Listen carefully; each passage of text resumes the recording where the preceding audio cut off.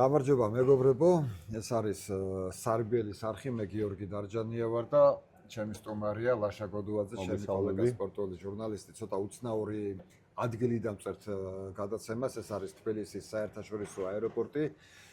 როცა ამ გადაცემას ვწერთ, ახლა თბილისში არის ღამის 3 საათი, უბრალოდ ეს გადაცემა დღისით აიტვირთება სარბიელის არხზე და მივდივართ ევროპის ახალგაზრდულ ჩემპიონატზე, კოლეგების ჯგუფი, რამდენიმე ადამიანი და უბრალოდ გადავწყვიტეთ, რომ სანამ რეისი იქნება, იქამდე ვისაუბროთ საქართველოს ნაკრების ბოლო თამაშზე, სულ რამდენიმე საათის წინ დასრულდა საქართველოს კაბო-ვერდე.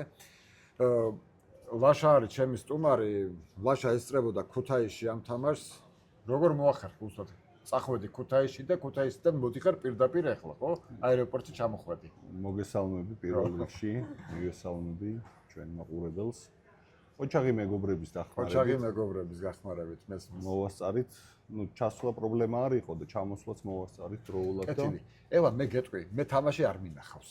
არ მინახავს, რატო არ მინახავს, რომ სანამ დაიწყებოდა საქართველოს კაბო-ვერდეს თამაში, ვიფიქრე რომ მოდი როლან გაროსის ფინალს შევხედავ მეთქი. დიდებული ფინალი გამოდგა. იმდენად წარმოუდგენლად მაგარი ფინალი იყო, ისეთი, არ ვიცი, ინტრიგა ქონდა, ისეთი რაღაცა ტრილერი იყო, აი წარმოუდგენელი რაღაცები ხდებოდა, რომ შევყევი ამ ფინალს, სადაც 5 საათი ნახევრიანი ფინალი გამოდგა და აღარ გადავრთე უბრალოდ საქართველოს კაბო-ვერდეზე. იმდენად მაგარი თამაში იყო.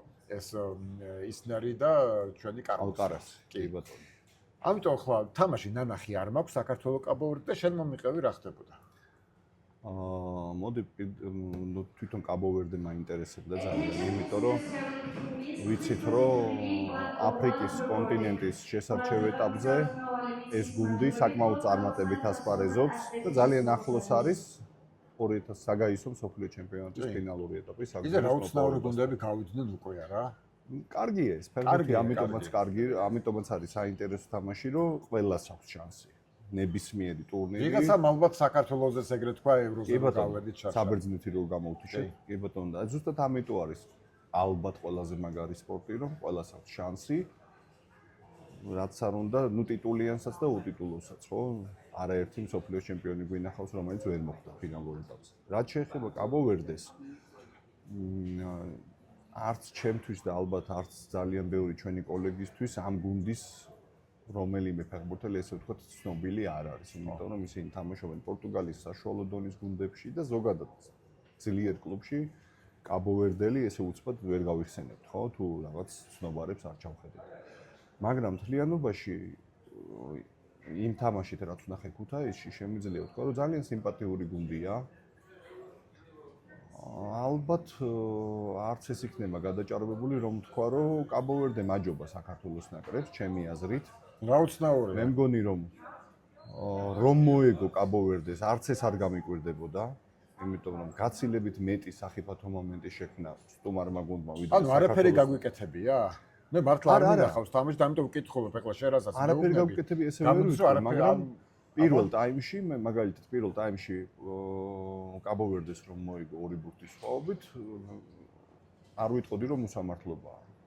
აქვე უნდა აღნიშნო ჩვენი მეკარის გოლკიპერის ლუკა გუგლიშაშვილის ძალიან საიმედო თამაში და პირველ რიგში მისი დამსახურებაა რომ ტაიმი საქართველოს ნაკრებმა მოიგო საბოლოო. ანუ კარგი ამბავია რომ მეკარე ყავს საიმედო. ძალიან კარგად ითამაშა. საიმედო ცვლა ყავს. კი ბატონო და 2 ძალიან სახიფათო მომენტი განმოხდა და ალბათ რა ვიცი მისი ოსტატობის გამოვლინება იყო ორივე. სხვადასხვის ლაშა ვკითხულობდი მეც რომ დავინტერესდი ამ თამაშის წინ ამ კაბო-ვერდეთი.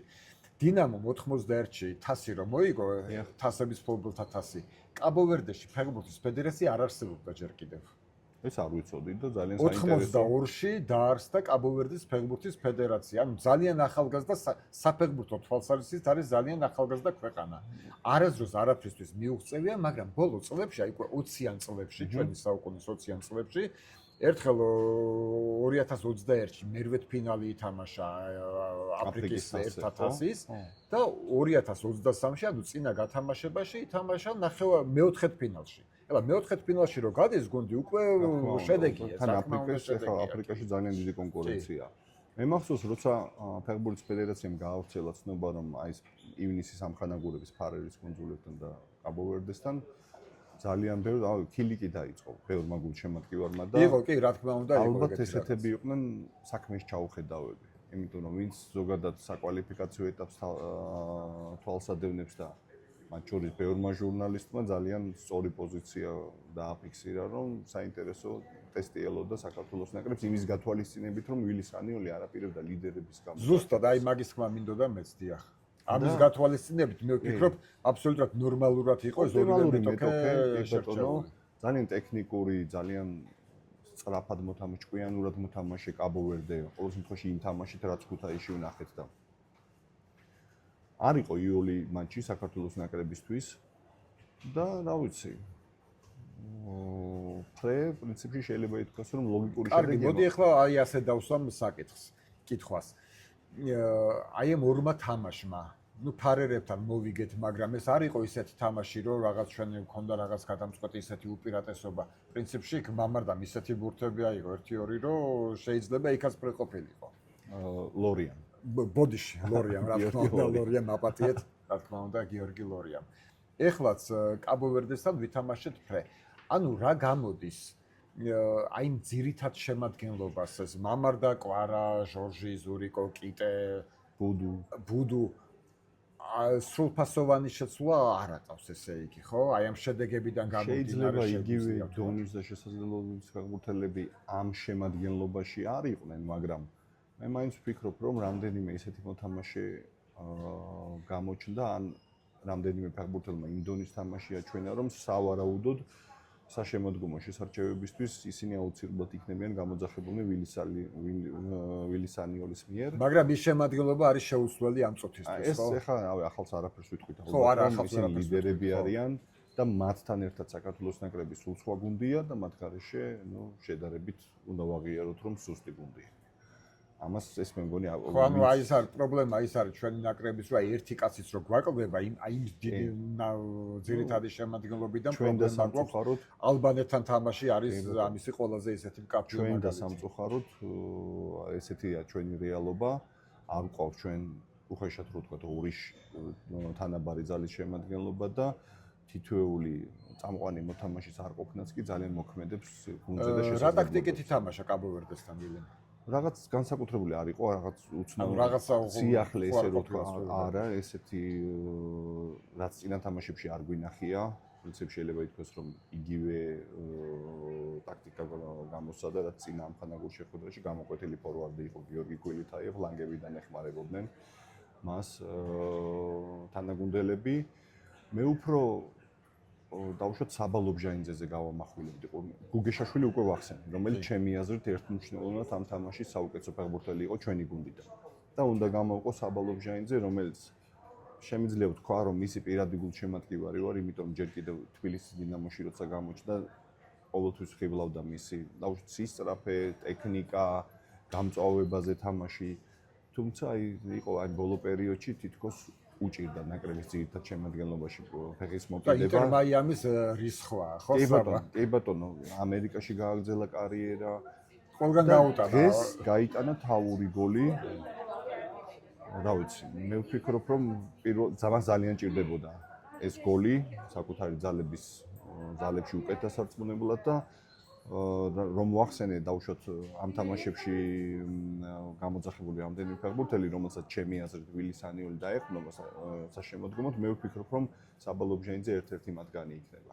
შესაძლოა საბა დავუშვათ ამ ეტაპისთვის ძირითადი შემადგენლობის მოთამაშე არ იყო საქართველოს ნაკრებში, მაგრამ მე პირადად ჩემი აზრია, რომ ის აუცილებლად უნდა იყოს საქართველოს ნაკრების შესარჩევი გამოცდაში. ხო, ძირითად შემადგენლობას რაც შეეხება, ახლა იქ ჟორჟი როცა ყავს ალბათ ძალიან რთულია. ხო, მის პოზიციაზე ზოგადად დიდი კონკურენციაა. ჟორჟის ამოგრება ჩემი აზრით ძალიან რთულია. არა მარტო ჟორჟის, ახლა დავიწყე ზურიკოა ფლანგის მოთამაშე, ხო? ამიტომ რა ვიცი. საბა უნდა იყოს, თუნდაც იმიტომ რომ კონკურენცია შექმნას ნაკრებში. ანუ თქვათ, მესმის რომ თამაში არის ამხანაგური, რაღაც ექსპერიმენტები ჩავატარეთ, რაღაც სატურნირო თვალსაზრისით არ ქონდა არანაირი პრინციპული მნიშვნელობა, მოიგებდი, წააგებდი თუ ფრესი თამაშებდი, მაგრამ თამაშის ხასიათიდან გამომდინარე მთლიანობაში ხარ კმაყოფილი აი ამ თამაშით. მთლიან მოდი ნოთაში პრინციპში ვთქვათ, მოდი ამ ორივე თამაშით, ფარერებითაც და პირველ რიგში ეხა თამაშის ხარისხით მაყოფილი არ ვარ. ეს თუ ფარერებს და კაბოვერდესთან ფარერებთან და კაბოვერდესთან მატჩებს გავითვალისწინებთ, იმიტომ რომ დაუშვათ ფარერების ნაკრებთან, ხო? მე ვფიქრობ ძალიან უხეში თამაში იყო და როგორ გითხრა, ეფექტური, რა ვიცი, სილამაზე იმ თამაში არ იყო. ყველაზე კარგი რაც იყო იმ შეხვედრაში, ეს იყო შედეგი. თუ საქართველოს ნაკრებმა მოიგო თამაში. და დღეს როგორც ვახსენე, რომ წაეგო მაგალითად არ გამიკვირდებოდა. მაგრამ ზოგადად ეხა უარყოფით შედეგს ყოველთვის ჯობია. ხო, არა, წაგებას ეხა ყველაფერი ჯობია. კი, რა თქმა უნდა, ამ ხანაგური თამაშიც, რა თქმა უნდა, ჩვენ გვინდა და ჩემი აზრით ამ შეხვედრებში არა იმდენად თამაშის ხარისხი, არამედ უფრო მნიშვნელოვანი იყო კონკრეტული მოთამაშეების გამოცდა. იმ ფეხბურთელების, რომლებსაც ვინ მოგეწონა თქვა, მეკარე ვახსენეთ. აი დღევანდელ შეხვედრაში ვახსენეთ, კიდევ შეგიძლია ვინ მიახსენო ამ დღევანდელ შეხვედრაში ხა მაგალითად დვალი უნდა ვახსენო, პირველად იყო ნაკრების კაპიტანი ჩვენი. თუმცა დვალი მაინც ძირითად შემადგენლობის არის, მაგრამ მაინც ორივე შეხვედრაში იასპაერზა და იგივე ლოჩოშვილი. დვალი იყო კაპიტანი? კი, დღეს დვალი იყო კაპიტანი და რა ვიცი. ხა ნაკრებს ყავს გურამ კაშია, ხო? დიახ. კაპიტანი და კაშია და მეორე კიტა. ხო და მაგრამ რა ვიცი, დვალიც ახლა ჩვენივრად იყო გამოიყურებოდა კაპიტნის საგანში. ასევე უნდა ვახსენო გოჩოლეიშვილი დღევანდელ შეხვედრაში, რომელიც ძალიან აქტიური იყო თავის მარჯვენა ფლანგზე. გაგნიძე ნორმალური შტაბეჭილება დატოვა. რა ვიცი, აი კონკრეტული ფეხბურთელები ზოგმა ფარერებთან ითამაშა, ვისაც ვიღაცამ შეესაძლოა ვერ გამოიყენა ეს შანსი მისგანაც, დაუშვათ მწვრთნელის შესაძლოა მეცელოდა, მაგრამ ეს უფრო ალბათ საბოლოო ჯამში ვილის სამიელს გადასაწყვეტია. ვიღაცებით ახლა მეც პირადად უკმაყოფილო დავჭი, როგორც გულშემატკივარი, როგორც ჟურნალისტი, მაგრამ ახლა მათ დასახელებისგან კარგი, ლაშა, მოდი მაყურებელს უთხრათ ისიც, რომ ახლა თავიდან ამით დავიწყე, რომ ჩვენ მივდივართ ახლა ვართ აეროპორტში, მივემგზავრებით ევროპის ახალგაზრდულ ჩემპიონატზე, რომლის მონაწილეს არის საქართველოს ნაკრები, ჩვენ ჯგუფში გვყავს პოლონეთი, საფრანგეთი, პორტუგალია და ლაშა, აი ასეთი კითხვა მინდა დაგისვა. 2023 წლის ნაკრები მეორე თუ თამაშობთ ევროპაზე, ხო? ის ნაკრები თუ ეს ნაკრები შეგვიძლია შევადაროთ? შედარება გამიჭირდება, იმიტომ რომ მე მგონი მაინც უფრო ალბათ ის ნაკრები უფრო ძლიერი იყო? ჩემი აზრით. 2 წლის წინ რაც ყავდა. კონკრეტული მოთამაშეების გამო ვამბობ ამას. პრინციპი მაშინ ყავდა ზურიკო ყავდა შეტევაში. ეს უკვე ეროვნულ ნაკრებში არიან. მაგრამ რა ვიცი, პერსპექტიული გუნდია ესეც, ხო? თუნდაც ის რომ ამ ნაკრებმა მოახერხა და ქართული ფეხბურთის ისტორიაში პირველად შესარჩევი ეტაპიდან მოიპოვა ფინალური ეტაპის საგზური, ხო? ეს ძალიან დასაფასებელია. 2 წლის წინ ჩვენ ვითამაშეთ როგორც მასპინძლის სტატუსით. დღეს ამ ნაკრებმა, ხო, ამ შესარჩევში ურთულესი გზა გაიარა ჯგუფში, მეორე ადგილი დაიკავა და შემდეგ პლეი-ოფში დამარცხა ხორვატიასთან სასწაული თამაში პენალტების სერიის ჩათვლით. იქ მეტოქის მოედანზე მიაღწია სასურველ შედეგს და საბოლოო ჯამში პენალტების სერიაში გამარჯვებით მოიპოვა საგზური. და ამიტომ ვფიქრობ, რომ ესეც ძალიან კარგი გუნდია, მაგრამ ისევ და ისევ ჩემი აზრით, რამდენიმე ფეხბურთელის გამო მე ხა იმ გუნდს გამოვყოფდი. თუ ამ ნაკრებმა იგივე შედეგს მიაღწია მინიმუმ და ჯგუფიდან ჯგუფები პრინციპში ორივე შემთხვევაში ძალიან რთული ჯგუფები ყავდა. მაშინ ყავდა ბელგია, ნიდერლანდები, პორტუგალია, ურთულესი ჯგუფი და ეხლა ურთულესი პოლონეთი, საფრანგეთი და ისევ პორტუგალია. კი ბატონო. მე არ ვიცი რამდენჯერაც აი მეგობრებთან მისაუბრია და უშუალოდ ამა თუ იმ გადაცემაში ყოველთვის ვამბობდი რომ ჩემთვის მაგალითად 2023 წელს საქართველოს ნაკრების ჯგუფიდან გასვლა იყო დიდი სიურპრიზი. ამას ალავად ვამბობ, არც მალავ და ისევ და ისევ გუნდის სასარგებლოდ ვსაუბრობ ამას, რომ აი ესეთი ურთულესი წინააღმდეგობის მიუხედავად თუმცა იყო ჩემთვის იყო საშინელი იმედგაცრუება ოლიმპიადის საგზური რო ვერ ისრაელთან პენალტების სერიაში მაცხი.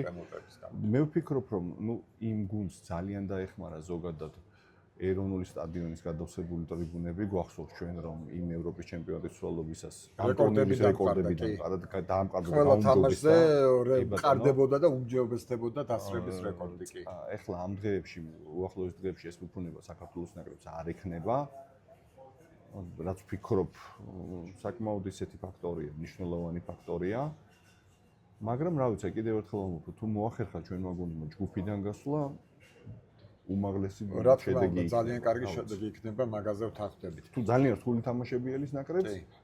მაგრამ ამ გუნდმა და ზოგადად ხო არა, უიმედოდ მე მაგალითად სრულიადაც არა ვარ უიმედოდ იმის გათვალისწინებით, რომ ხო ძალიან რთული მეტოქეები ყავს, მაგრამ აბსოლუტურად არ მგონია რომ რაღაც საქართველოს მატჩი ასევე უნდა ჩავარდა ვახსენო მთავარი მსხვილის ფაქტორი რამოსვანაძე, რომელიც ჩემი აზრით ახალგაზრდა ქართველი სპეციალისტები ერთ-ერთი საუკეთესოა, მან არაერთ მატჩში და არაერთ ზოგადად ეტაპზე არ მინახავს არავინ, ვინც რაღაცა ისეთი უკმაყოფილოა რამოსვანაძის მუშაობით. შედეგები ხო მაგაზე მეტყველებს, ხო? ანუ ადამიანი და მისი გუნდი. აი მისი კრიტიკოსი სხვათა შორის ანუ მართლა არ მინახია არავინ მისი კრიტიკოსი. ის და მისი გუნდი რომ სწორად მუშაობენ, ეს უკვე ვახსენეთ, ხო, შესარჩევი ეტაპიდან გაიარა საქართველოს ნაკრებმა ფინალურ ეტაპამდე გზადა. ეს ძალიან, რა ვიცი, არ შეიძლება რომ არ დაინახო და არ დააფასო. დიახ. ამიტომ მგონია რომ მისი ფაქტორიც მნიშვნელოვანი იქნება. კარგი, ლაშა, მადლობა დიდი. მადლობა დაგემშვიდობებით მაყურებლებს ჩვენი სარბიელის არხის და ჩვენ უკვე 10 რიცხვიდან ვიქნებით სლოვაკეთში და ყოველდღიურად უკვე რადგან ესეთი რეჟიმი გვექნება, ყოველდღიურად გვექნება ჩართვები, ინტერვიუები, საუბრები სარბიელის არხზე და მოგიყვებით ყოველდღიურად ახალ ამბებს ევროპის ახალგაზრდული ჩემპიონატიდან. დიდი მადლობა რომ გიყურებთ.